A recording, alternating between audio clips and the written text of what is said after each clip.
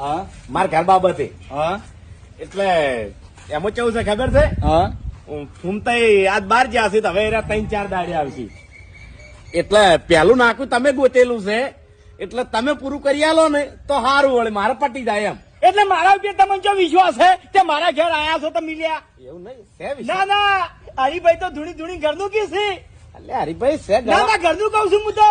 અરે ગળા સુધી વિશ્વાસ તમે છે. તાર બીજા ભુવા ઉપર વિશ્વાસ કરો, મારા એ શું કરવા આયા છો લ્યા?